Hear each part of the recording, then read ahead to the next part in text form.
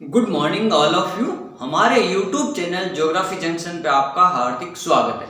आज हम बात करेंगे जलवायु की, यानी जो जलवायु है जो मानव को किस प्रकार से प्रभावित करती है या वातावरण को किस प्रकार से प्रभावित करती है, उनके बारे में अपन बात करेंगे। तो जो जलवायु दशाएं हैं जैसे तापमान है, वर्षा है, आर्द्रता, ये सभी जो है मानव को प्रभावित करते हैं। जैसे अपन बात करते हैं, सबसे पहले जलवायु क्या होती है, यानी किसी भी क्षेत्र की जो वायुमंडलीय दशाएं होती है, जो मौसमी दशाएं होती है, अगर वो दीर्घकालिक तक लगभग समान रहे तो उस प्रकार को अपन, उस क्षेत्र को अपन उसकी जलवायु क्षेत्र कह सकते हैं। वहां अपन कह सकते हैं जैसे मौसम के लिए जो जलवायु दशाएं होती है, मौसमी दशाएं होती है, तापमान, वर्षा, आर्द्रता, ये जो परिवर्तन होते रहते हैं जल्दी जल्दी यानी कम समय में। और जो जलवायु दशा है वो एक दीर्घकालिक परिवर्तन है जहां पर लंबे समय के बाद में परिवर्तन होता है। जैसे अपन बात करते हैं जलवायु को प्रभावित करने वाले मानव, जलवायु को जो प्रभावित करने वाले मानव पर क्या प्रभाव पड़ता है जलवायु का, और मानव और जलवायु के बीच में किस प्रकार से अंतर संबंध होता है, या जलवायु अपना प्रभाव मानव पर किस प्रकार डालती है, तो उनकी अपन बात करते हैं। सबसे पहले अपन बता देते हैं कि जलवायु किसी भूभाग की वायुमंडलीय दशाएं, कौन सी वायुमंडलीय दशाएं जो कि दीर्घकालिक प्रभाव को अपन जलवायु कहते हैं। जो किसी भी क्षेत्र की जो वायुमंडलीय दशाएं होती है उनका लंबे समय तक एक समान रहना ही आपका क्या कहलाता है, जलवायु कहलाता है। और अगर वो दिन क्षण प्रतिरूप या अस्थायी रहती है तो उसको अपन क्या कहते हैं, मौसम कहते हैं। जैसे सुबह का मौसम अलग होता है, दोपहर का अलग होता है, शाम का मौसम अलग होता है। इस प्रकार से अपन कह सकते हैं अलग अलग प्रकार से।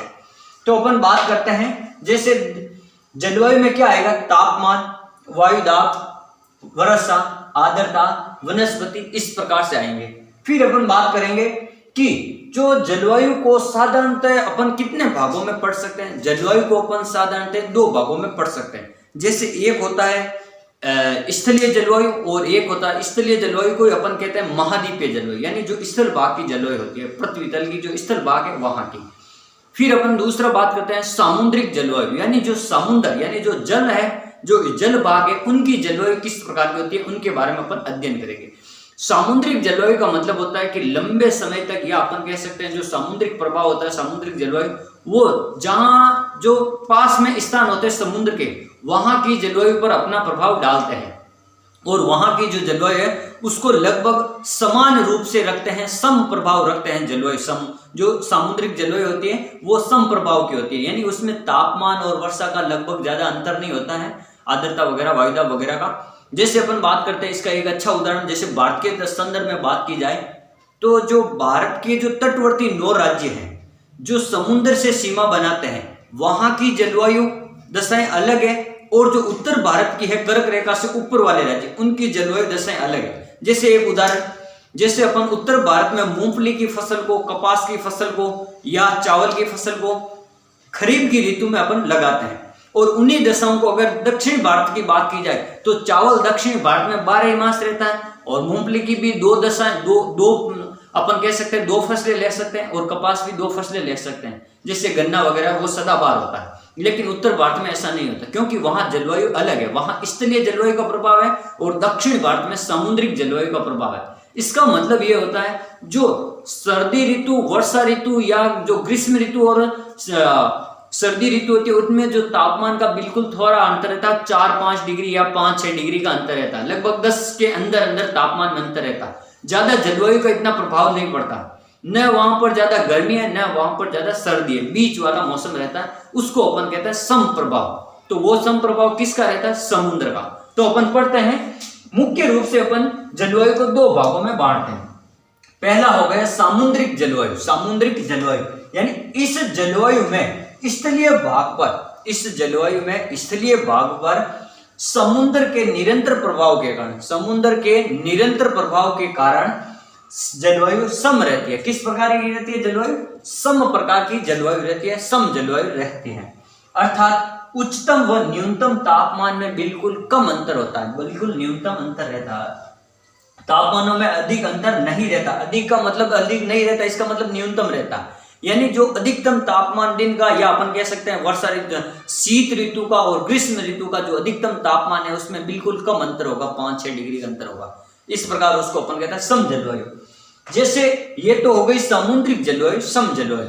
अब अपन बात करते हैं महाद्वीपीय जलवायु। महाद्वीपीय जलवायु का मतलब ये होता है जो स्थलीय भाग है उनकी जलवायु। जैसे समुद्र अपन कहते हैं कि पृथ्वी तल पर 2/3 भाग पर समुद्र, लगभग 70% भाग पर, और जो पीछे 29.8 है, 2% है जो आपके स्थल भाग है, उस पर किस प्रकार की जलवायु रहती है उसको अपन महाद्वीपीय या स्थलीय जलवायु कहते हैं। जैसे अपन बात करते हैं महाद्वीपीय जलवायु, इस जलवायु के अंतर्गत स्थलीय भाग समुद्र के प्रभाव से वंचित होते हैं, यानी वहां पर समुद्र का कोई प्रभाव नहीं होता है। वंचित होने के कारण वहां विषम प्रकार की जलवायु पाई जाती है, या विषम प्रकार की जलवायु पाई जाती है। और विषम प्रकार की जलवायु का मतलब किस प्रकार से, जैसे जहां पर समुद्र का प्रभाव नहीं रहता है तो वहां पर जो जलवायु दशाएं हैं, अलग अलग कटिबंधों में अलग अलग प्रकार की जलवायु पाई जाती है।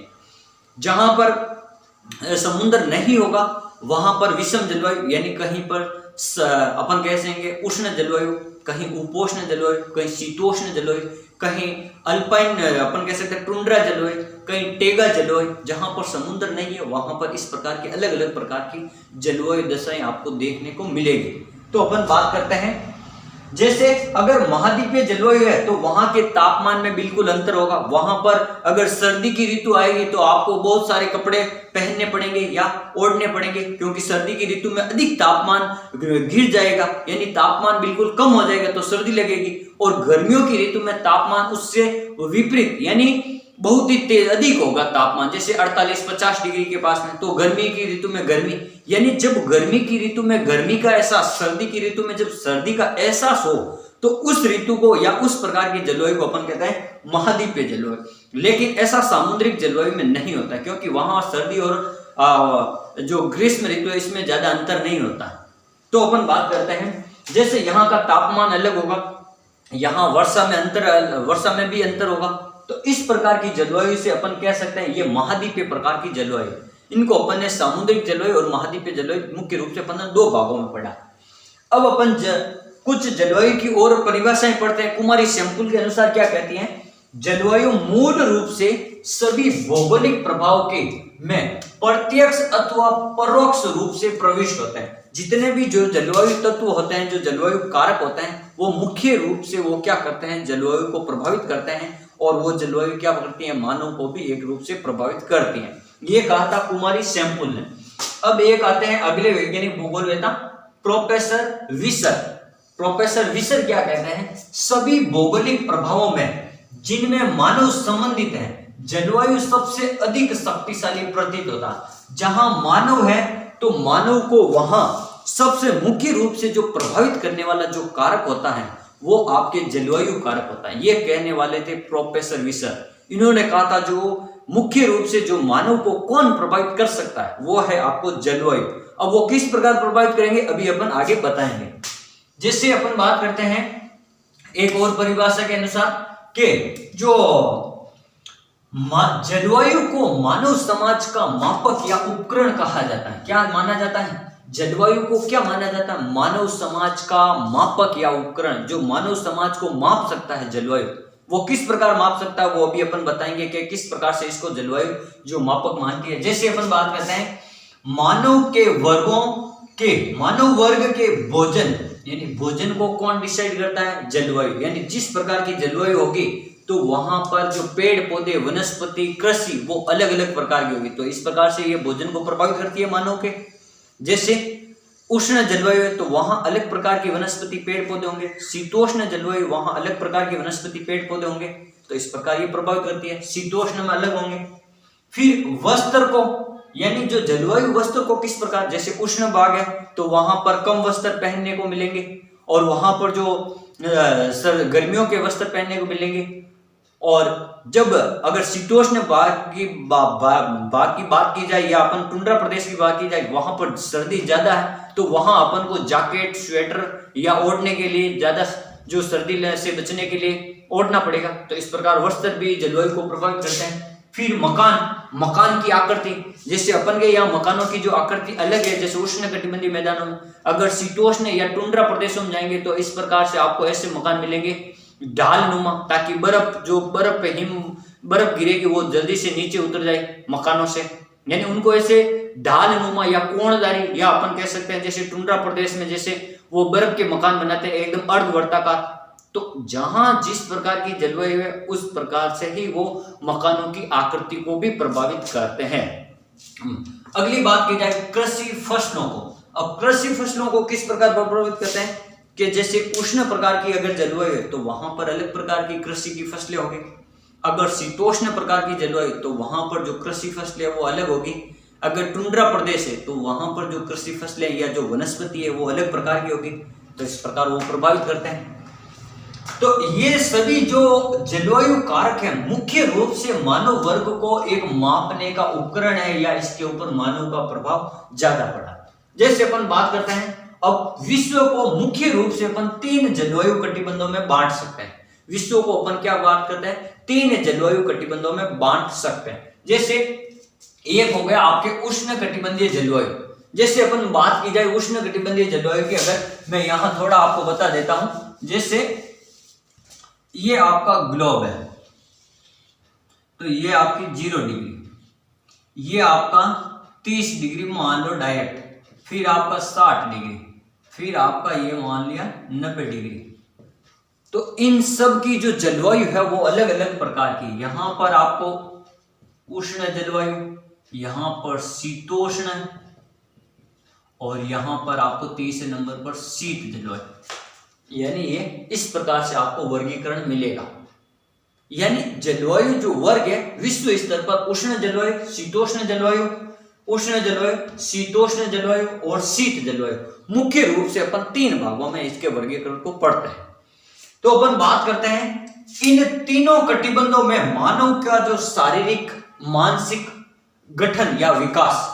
अब जैसे यहां पर जो मानव रहेगा इस कटिबंध में, तो उसका जो शरीर का विकास अलग होगा। शरीर किस प्रकार का होगा, मजबूत होगा या हट्टा कट्टा होगा या बोना होगा या हाइट ज्यादा होगी, उन पर अलग प्रकार का प्रभाव रहेगा।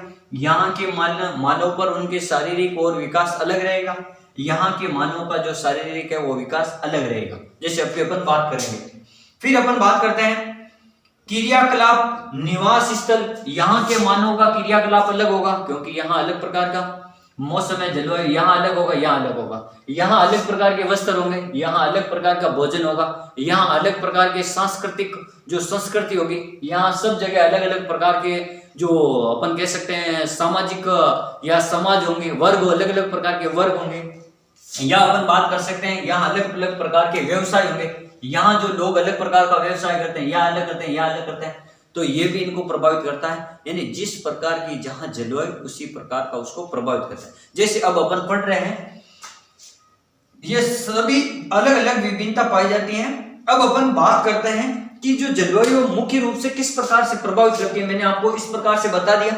अब एक एक बिंदु पे अपन बात करते हैं। जैसे एक उदाहरण आपको बताऊंगा कि जलवायु का मानव के शरीर वो मस्तिष्क पर प्रभाव। अब जलवायु का मानव के शरीर और मस्तिष्क पर किस प्रभाव पड़ा। जैसे देखो बात करें, अगर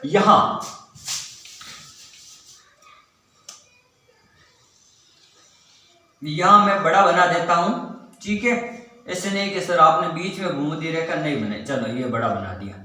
यहां पे 30 डिग्री, यहां पे 60 डिग्री और यहां पे आपका 90 डिग्री।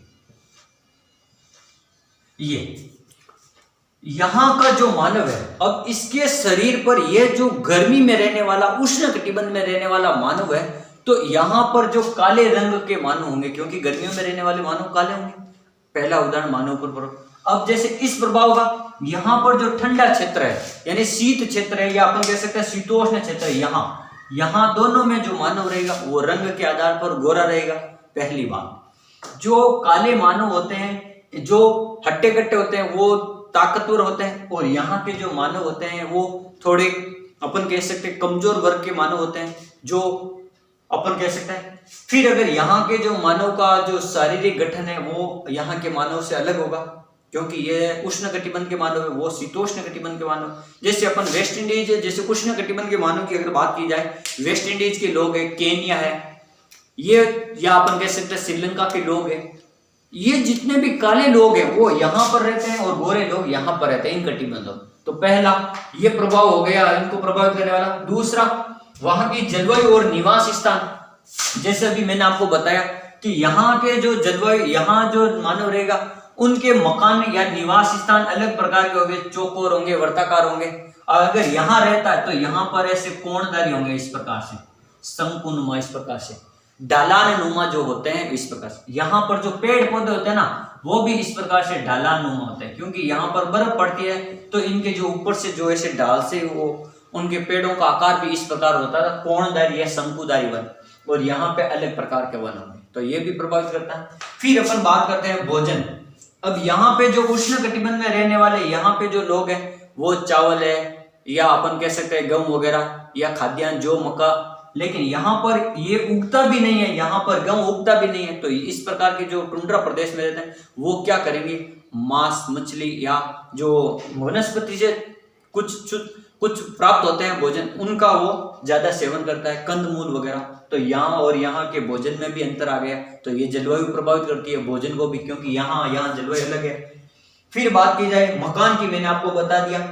फिर बात की जाए व्यवसाय, यहाँ का जो मानव है उसका जो कार्य है वो अलग होता है, या व्यवसाय है वो अलग होता है, ठीक है। यहाँ पशुपालन कर सकता है, या डेयरी उद्योग लगा सकता है, या किसी प्रकार का उद्योग लगा सकता है। लेकिन यहाँ लगा सकता है क्या, यहाँ नहीं लगा सकता। यहाँ जितनी छूट है वहां इतनी छूट यहाँ नहीं है। यहाँ अगर 100 काम कर सकता है मानो, तो यहाँ लगभग आपको 10-20 काम करने को मिलेंगे, क्योंकि यहाँ की जलवायु में अंतर है। आप उस जलवायु के साथ अनुकूल नहीं हो पाएंगे, समायोजित नहीं हो पाएंगे।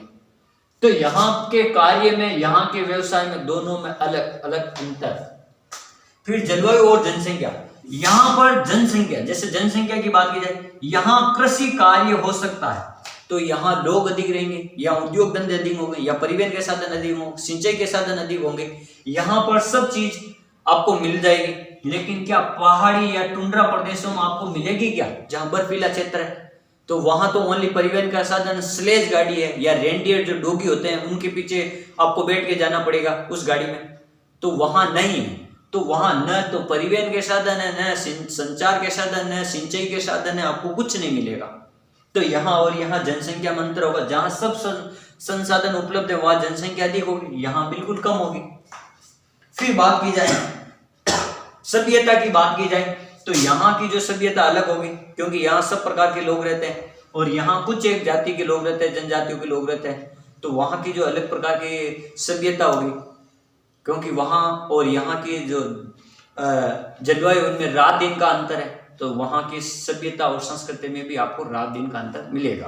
फिर बात की जाए कि भोजन, वस्त्र, निवास स्थल, तो इस प्रकार से अपन कह सकते हैं कि जो मानव है, जिसके ऊपर जलवायु का मुख्य रूप से प्रभाव पड़ता है, और सबसे शक्तिशाली कारक है जो जलवायु है, जो मानव को प्रभावित करती है।